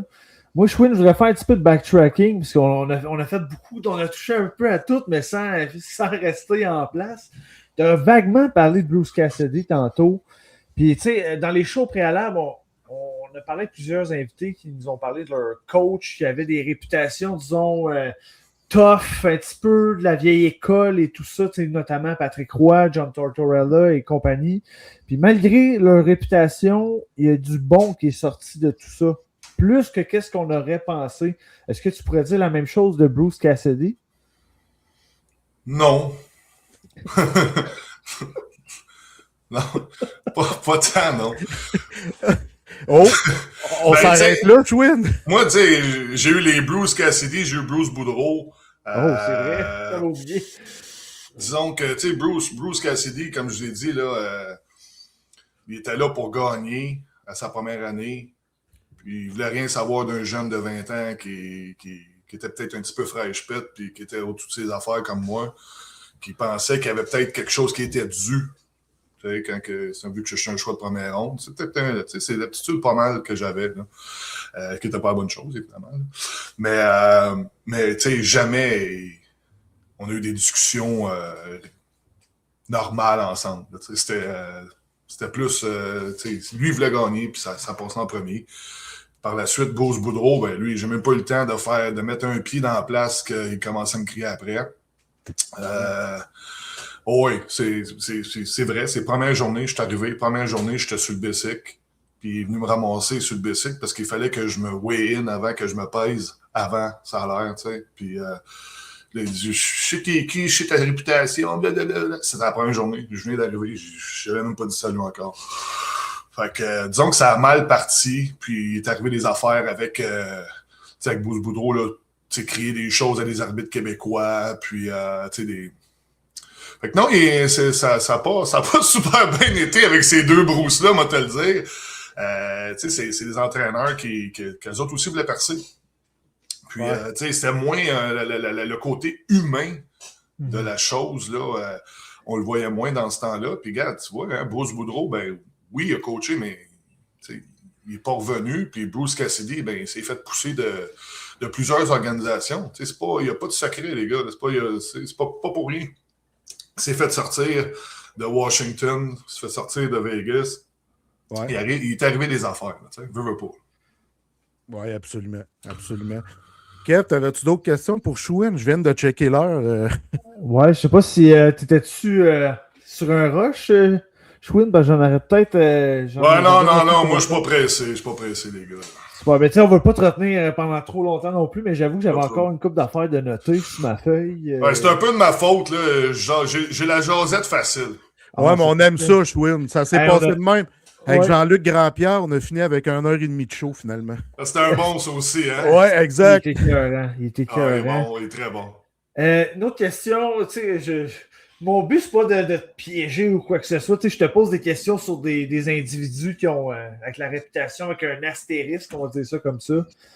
Mike Camilleri, tu l'as côtoyé chez les Kings, ça a été ton coéquipier dans la Ligue américaine, un marqueur phénoménal, on l'a vu à Montréal, surtout dans la run de 2010. Apparemment, il était un peu cocky.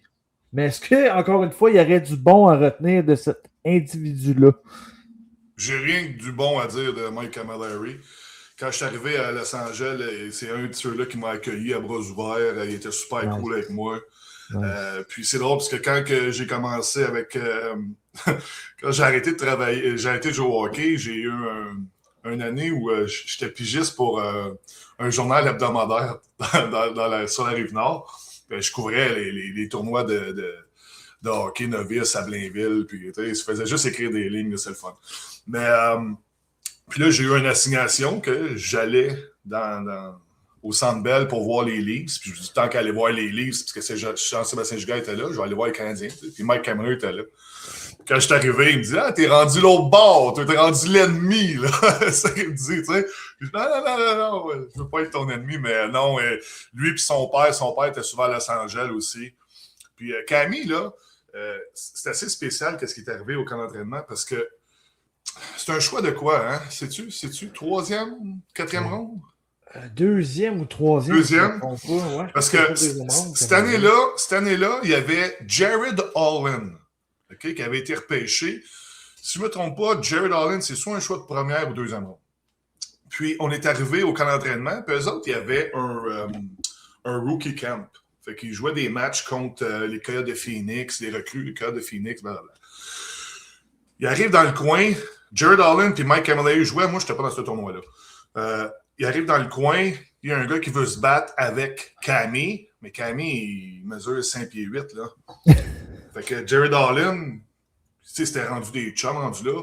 Il dit, tosse-toi, il rentre, il se bat, il tombe, il se défait l'épaule. Out pour la saison dans le camp d'entraînement. Puis ça a fait que ça a fait tomber sa carrière. Parce que Jared Allen, il a eu une carrière, oui, il a joué dans la Ligue américaine, si je ne me trompe pas, il est en Europe.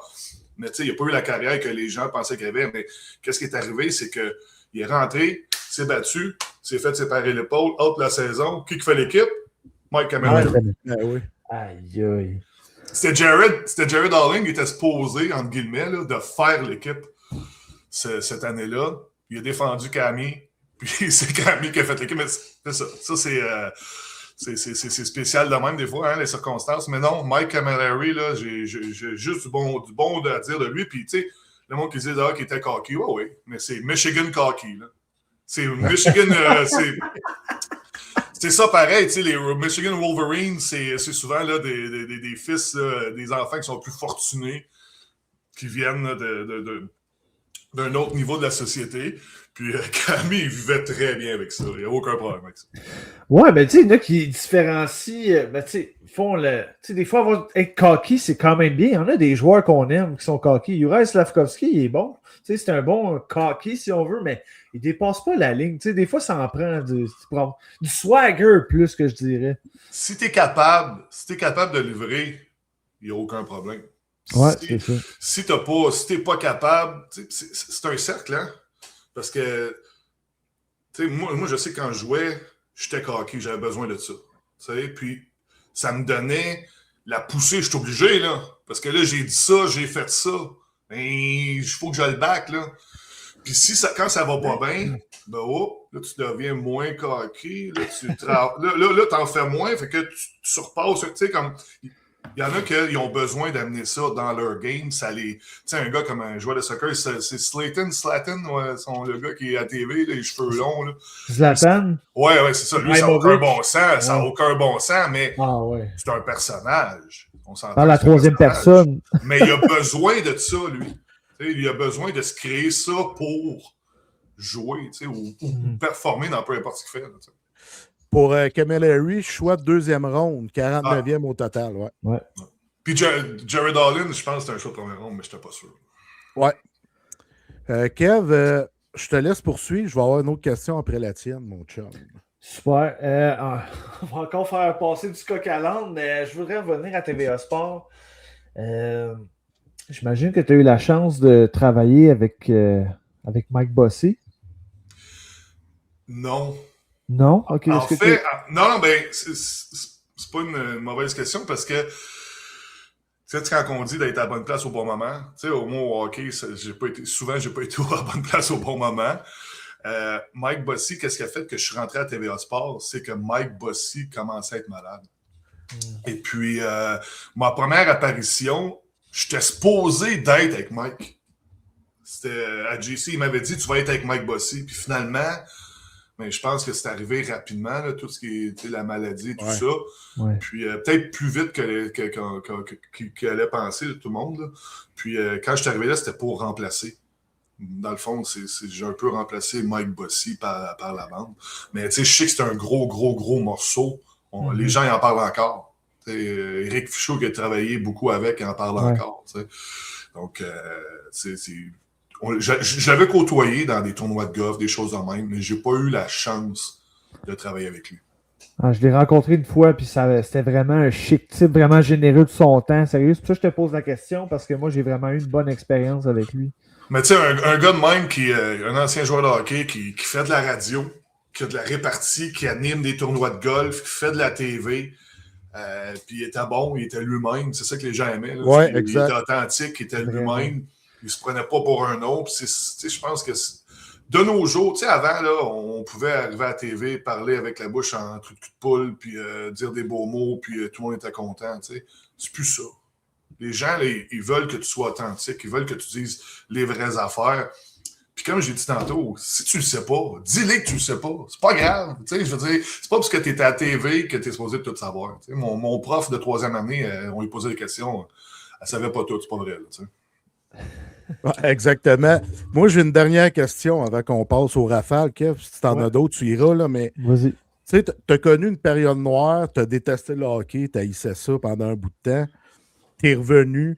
C'est quoi qui t'a poussé ou qu'est-ce qui te pousse encore aujourd'hui à redonner au hockey, à transmettre tes expériences aux prochaines générations et tout ça? C'est quoi qui te pousse à faire ça, Mathieu?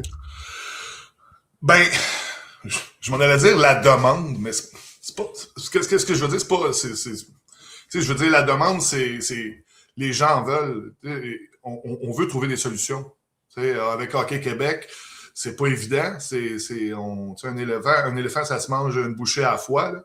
Puis c'est de changer des mentalités qui sont dans la tête des Québécois, Québécoises, peut-être même Canadiens depuis des années.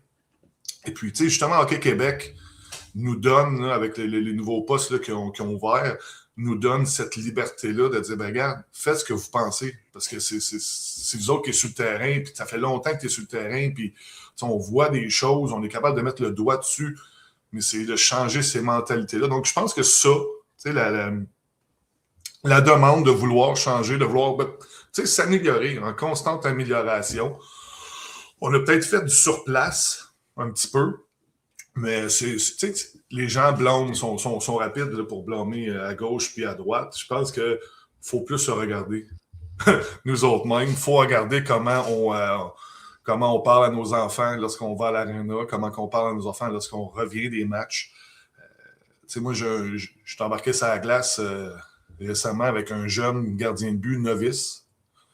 Puis il m'a dit « Hey, savais-tu ça que j'étais le 2e meilleur au Québec? » Ouais, je voulais pas y dire, ça m'impressionne pas bien, là. Mais, parce que, tu sais, il est novice. Mais qui a dit ça, tu penses? Ben, les parents. Tu sais, je veux dire, c'est tellement lourd, tellement lourd, je trouve, avoir cette pression-là, déjà, à novice, tu sais. T'es supposé être là pour t'amuser, d'avoir du plaisir. Puis, tu sais, c'est pas vrai que tu vas gagner tous les matchs puis que tu vas toujours être le meilleur, mais est-ce que vous avez eu du fun? T'sais? Si ton petit gars, ou ta petite fille va à l'aréna puis ils n'ont pas de fun, là, ben là, il y a un problème. C'est pas le développement, le problème.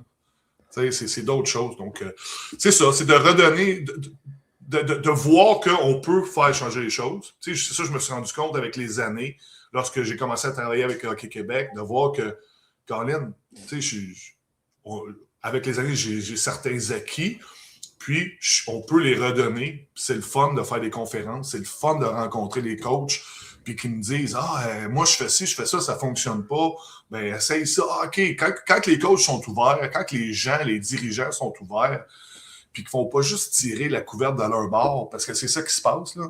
Tu sais, on va se le dire, là, les gens, ils veulent tout le temps, on veut gagner. Ouais, on est là pour les jeunes, mais il faut gagner. Fait que, tu sais, quand on peut avoir ces conversations-là, puis, tu sais, justement, de modifier certaines mentalités, là, ben c'est motivant. Ouais, puis j'imagine qu'il y avait moins de ressources dans le temps que toi tu jouais, là, au début des années 2000. Surtout que tu as parlé d'une phase noire, ça c'est peut-être arrivé un peu plus tard, mais j'imagine qu'il n'y avait pas autant de ressources, tu sais, au niveau psychologue, au niveau encadrement, ces choses-là, à l'époque. Ouais, tu vois, hein, moi, quand j'étais peut-être ma dernière année à Ottawa, on avait un psychologue sportif. Puis, je me rappelle de l'avoir rencontré, mais c'était comme si j'avais parlé à mon dentiste. Là. Il m'a amené prendre un café, puis il n'y a rien qui est ressorti de cette rencontre-là. Là. Jamais je me suis senti, mettons, écouté pour qu'il m'aide ou quoi que ce soit. Ça n'existait pas tant que ça. Puis, moi, des gars, des joueurs qui avaient des problèmes de consommation X, Y, Z, j'en ai vu une panoplie. Là. Que tu rentrais chez eux puis qu'il y avait des affaires de bouteilles, de pilules partout. Partout, là. Vide, là. Partout. T'sais, les gars qui buvaient, qui prenaient des pilules, des uppers, des downers, c'est pas mal plus répandu qu'on peut penser, t'sais.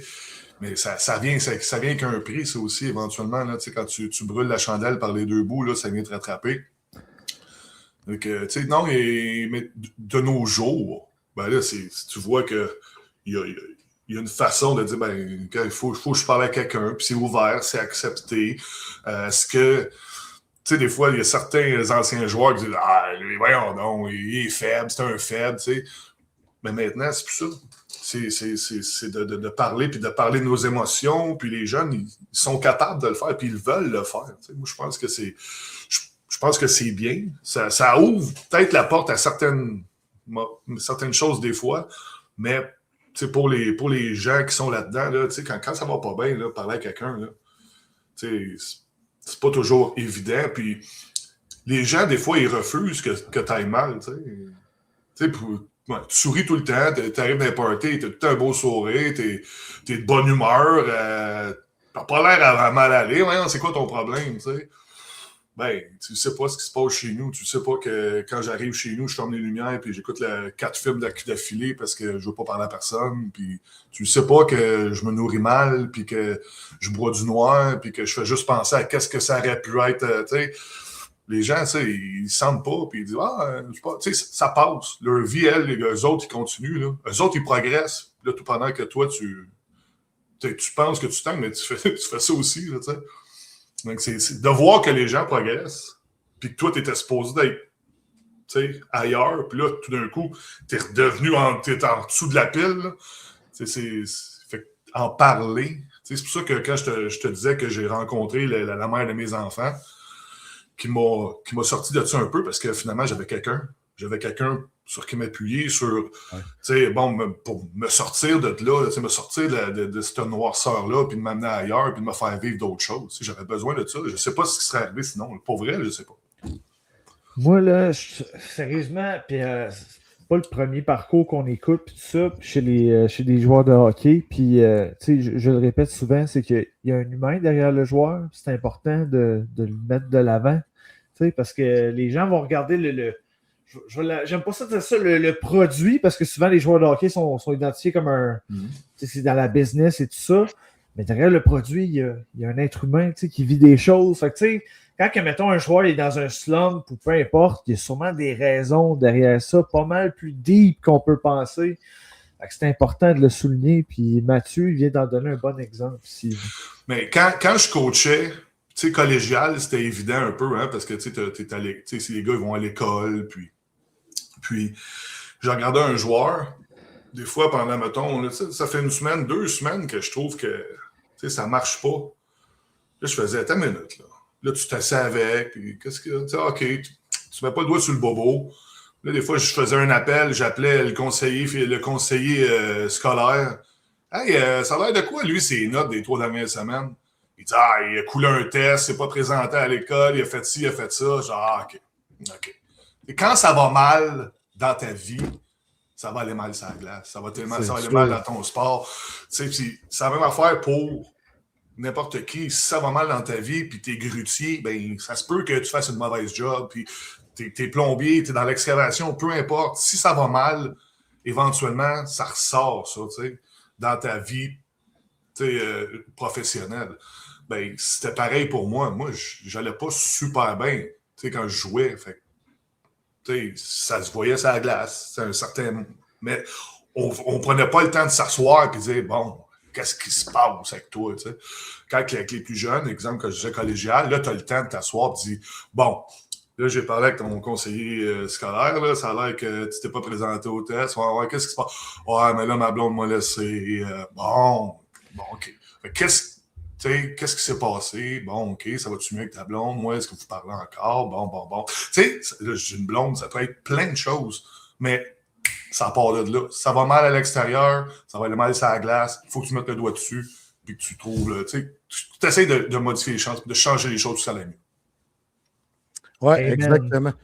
Et c'est de la grosse générosité que tu nous offres là, Mathieu. On apprécie grandement. Kev, il faudrait passer aux questions à rafale. On a plus.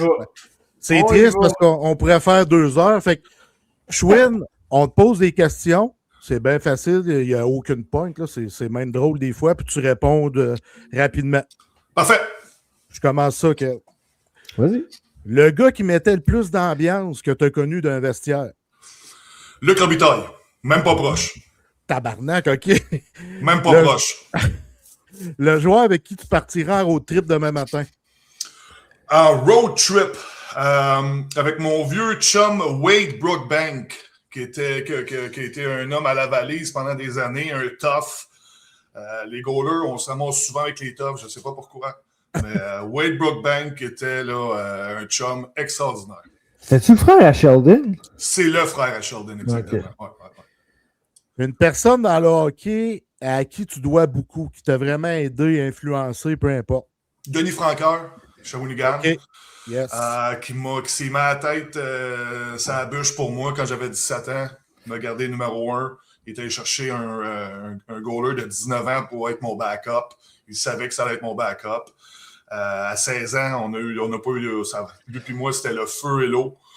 Puis lorsqu'on a commencé à se jaser pour avoir des bonnes discussions, il m'a amené complètement ailleurs. Puis par la suite, puis pourquoi je dis ça? Par la suite, lorsque j'ai commencé à coacher, lui, il commençait son programme en Mauricie, le programme que tout le monde parle depuis des années. Là.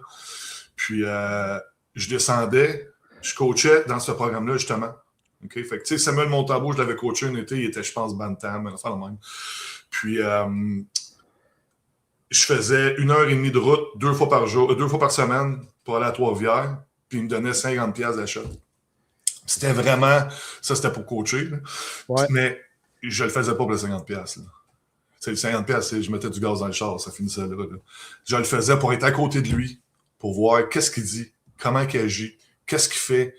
Puis j'ai appris mon coaching avec lui sans qu'il s'en rende compte. Mais je me suis collé là, puis j'ai fait mon OK. C'est de même que je vais mouler mes affaires. Wow. Solide.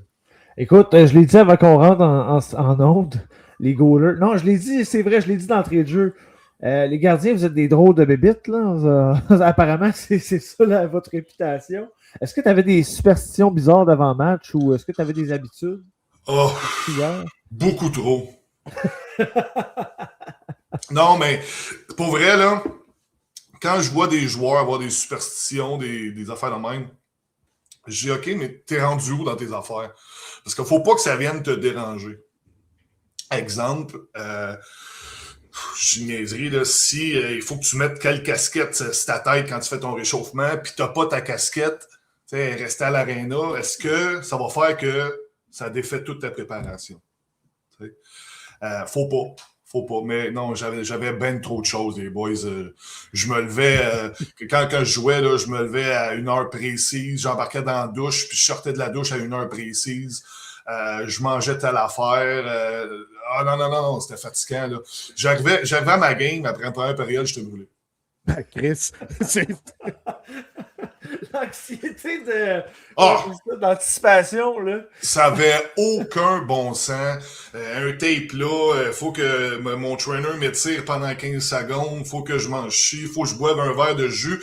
Là, c'est quand je bois mon Gatorade, faut que je le lance dans la poubelle. Si je l'ai dans la poubelle, ça va avoir une belle game, mais si je le rate, je me dis, c'est pas grave, c'est juste une poubelle. Mais tu sais, c'était à tous les games, c'était comme ça. Ça venait me chercher. Fait que c'est pour ça qu'à cette heure, quand je vois des jeunes qui ont beaucoup de superstitions, de choses comme ça, je dis, hey, relax. Tu sais, tantôt, je parlais de Luc Robitaille, là. Moi, j'ai vu Luc, là, taper sa palette dans la chambre en 2 périodes. Une période, c'était blanc, l'autre période, c'était noir, là. Il était de même, là. Il parlait, puis il tapait, puis il déchirait ça, le bout, il dépassait de la palette, lui. Oui, tu sais, lui, sa préparation de game, là, c'était d'aller à l'aréna, là, tu sais. Moi, j'avais un livre d'étapes à suivre, tu sais. À un moment donné, tu as une charge mentale qui est difficile aussi. Oui, puis Luc Robitaille, soit du temps passant, avec son tape, il a scoré quasiment 700 goals dans le show. Incroyable. Puis, pour avoir joué avec, là, puis c'est pas parce que il y avait tout un tir, les gars, là. Tu sais, il y avait une shot. Je ne vais pas dire catégorisé normal, là, mais il était tout le temps à bonne place. Puis peu importe, c'était un peu comme le jeu de PlayStation au hockey. Là, tu lui mets la rondelle dans son cercle, là, puis il va décocher. Ben, c'était ça. Ouais. C'est qu'il était capable de décocher de partout, de n'importe où. Il savait quand tirer. Il était hyper intelligent. C'est pas un gars qui était rapide. Là. Vraiment pas. Non, là, surtout à la fin, là. À la fin, Los Angeles, je vous le dis, je suis sur le banc de un moment donné. Luc pogne la rondelle. Il est peut-être à la ligne rouge. Il n'est pas loin d'un échappé, là. Et le gars, il est en arrière, il n'est pas loin. Je te le dis, il a pogné le puck, il l'a dompé dans le fond, il est venu changer. Tous les gars au banc, ils pleuraient de rire. Les gars étaient crampés parce qu'il s'est dit à lui, moi, je m'en vais pas. Il était peut-être pas un échappé, il y a peut-être un one-on-one, tu sais. Mais il a eu l'air à dire, non, moi, je m'en vais pas en one-on-one en fin de chiffre, parce que c'est pas vrai, là. C'est tout un personnage. Quelle carrière. Je me souviens pas le nombre de Coupes Stanley qu'il a gagné, là, mais il a côtoyé les plus grands. Moi, c'est fascinant, là, avec les Wings, justement avec les Kings. C'est complètement fou. Puis moi, je l'ai pogné en fin de carrière. Ouais. Puis, tu sais, lorsque j'étais à Los Angeles, là, il y a un décalage horaire avec ici à Montréal. Hein? Ben, on écoutait les games de l'Est. Fait qu'on était dans le lounge avant nos games, puis on écoutait les games de l'Est. Puis là, je t'avais dit, là, Bélanger, Apparière, Luc Robitaille. Puis Colin, on regardait les Canadiens, puis je vous le jure, Canadiens score, les gars se lèvent, atala, les Canadiens, ils chantent ça. Ah ouais. Là, à un moment donné, le coach passe, il regarde dans le cadre de porte, et je me dis, on va se faire ramasser. Là, il dit, qu'est-ce qui se passe? Ah, le Canadien vient de scorer. Il fait, all right. Puis il est parti. Moi, je suis noir. Qu'est-ce qui se passe ici? Ben, tu sais, t'es avec Luc Robitaille, t'es avec Anne Laperrière. C'est des vrais, c'est des monuments, là, tu sais. Ouais, les autres, ils prenaient pour les Canadiens. Ils étaient là, puis ils chantaient bleu, blanc, rouge. on était dans la chambre des Kings de Los Angeles. Aïe, aïe. Incroyable. Ouais. Wow. Et la petite dernière que je pose à tous les invités, c'est qui le plus grand leader que tu as côtoyé? À chaque fois! Non, mais c'est tough. C'est tough. Ouais. Parce que tu veux pas... peut-être... Je vais dire un nom, puis il est revenu... C'est drôle parce qu'il est revenu là, dans les conversations récemment. Manny Malhotra. Oh! J'aime ça. Équipe Canada, c'était mon capitaine. Puis, lorsqu'on est arrivé au camp, il devait avoir, je sais pas, on devait être 40. Puis on était dans une salle de conférence. Puis tout le long du camp, c'était un camp estival, tout le long du camp, il fallait que... Ça, c'était le camp pour les moins de 20 ans, si je ne me trompe pas. Ça, il fallait... Il nous donnait un chandail, une casquette d'équipe Canada, tu sais, si on réussissait quelques tâches, tu sais. Puis une des tâches, c'était de nommer tous les joueurs qui étaient dans l'amphithéâtre. Puis lui, il a dit deuxième matin, je pense. Tu sais, on avait tout le temps des conférences à chaque matin. Deuxième matin, il nous réveille. Lui, il arrive là, il dit « Hey, je suis prêt pour nommer les gars. » Fait que là, il part. Puis... Nom, prénom de tous les gars dans la place. Puis là, tu fais « Oh! » Tu sais, comme, il est ailleurs, lui, là tu sais. Puis, tu sais, pour moi, c'était une sorte de leadership. Il montrait son leadership. Puis par la suite, tu sais, tout ce qu'il avait fait avec Équipe Canada, comment il gérait ça, c'était assez exceptionnel. Moi, c'est juste un des bons leaders. C'est pour ça que quand je l'ai vu, tu sais, qu'il a eu la job à Vancouver, il T'étais pas surpris, là, ouais. Ah non. Puis, tu sais, que là, qu'il repêche son gars en plus, sensationnel, ça. Faut-tu pas avoir, tu sais, je vais dire peur des répercussions, tu sais, parce que c'est beaucoup de pression. Mais si c'est deux comme lui, tu sais, lui et son fils, il n'aura pas de trouble, là. Ça va bien aller. Ça va super bien aller. Mais non, c'est un des bons vétérans. Daniel Alfredson, à Ottawa, on va te le dire, là, c'est un solide aussi. Là. C'est le premier qui m'a accueilli, lui, que je suis arrivé à Ottawa. « Hey, salut Mathieu, ça va bien, il me connaissait, il me serrait la main. » Dans ce temps-là, quand je suis arrivé, le capitaine, c'était Yashin, mais c'est lui qui avait le C, c'était pas lui le capitaine. Là. Le vrai capitaine, c'était Daniel Alfredson. Puis quand il est parti, Yashin, c'est Alfie qui a pogné le C. Là. Mais non, ça, c'était un solide leader aussi. Là. De très belles réponses, le Chouin, puis ça a été un esti de beau moment passé avec toi. Ben, c'est réciproque, c'est le fun. Ça passe vite, hein, en bonne compagnie. Ça va très, très vite, puis on va s'en prendre à un moment donné, le Chouin. Pas de trouble, je suis ben, tu sais, maintenant, avec l'Internet, toi, t'es en Abitibi? Ouais. Alors, Kev, t'es dans quel coin, toi? Moi, je suis à Repentigny. Bon, tabarnouche, fait que, tu sais, on est tous là, c'est fantastique. Je suis content de pas avoir été en studio à Rouyn-Noranda, Jeff. Ouais, c'est ça.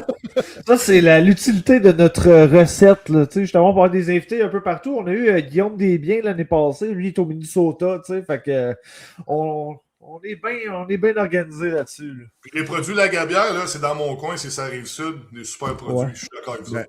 Mais quand il y a l'enregistré là, tu vas venir avec nous autres, le Chouin. Ça va me faire plaisir, c'est pas loin. Parfait, à la prochaine. Merci Mathieu, salut. Merci, bye. Oh, Kev, le temps, si boire, hein, c'est... Ça passe vite. Hey, on a fait 3 heures de show en 2 semaines. Mais c'est sûr, quand t'as des bons invités, puis ils sont généreux, puis ils ont du fun, tu sais ce que je l'ai dit en début de show. Non, je l'ai dit avant de rentrer en ondes, encore une fois, c'est comme une conversation entre chums, ça passe vite. Ouais, exact, ça va crissement vite. Puis là, ben, on va passer à la dernière minute de jeu à faire en cette troisième période. C'est quoi qui va se passer, Jeff, éventuellement? C'est quoi qui se passe chez les meneurs? Ben, premièrement, le show numéro 15 de la semaine prochaine va clore cette courte saison 2 des meneurs. OK? Parce qu'on a fait une plus petite saison, parce qu'on est revenu officiellement en mars. On termine en juillet. Donc, le show 15 de la semaine prochaine, c'est le dernier. Mais là, je ne suis pas ici pour annoncer un invité, Kev, parce qu'on en travaille 2-3. Puis ceux qui viendront pas au show numéro 15, ils vont être en saison 3. Tu me suis? Oui, fait que bref, on vous réserve une belle surprise pour le show numéro 15, qui va être le dernier de la saison 2. Puis on veut classer ça vraiment en beauté sur une grosse note. Fait qu'on va l'annoncer durant la semaine prochaine, ce fameux invité de l'épisode 15. Puis on va être de retour le 14 septembre 2026 pour la saison 3. Oui, monsieur, puis merci de nous suivre sur les réseaux sociaux. On sent l'effervescence de notre projet. Honnêtement, on aime vraiment vous lire. On aime beaucoup recevoir votre amour. Sérieux, ça nous fait du bien, ça nous donne du gaz. Puis j'espère qu'on vous le rend bien. N'hésitez pas à nous suivre sur toutes les plateformes, Facebook, Instagram, TikTok pour les capsules vidéo, puis pour les shows complets. YouTube si vous voulez voir nos faces, puis en version audio sur Spotify, Apple Podcasts et Amazon Music. Merci infiniment de nous suivre, puis on se dit à la semaine prochaine.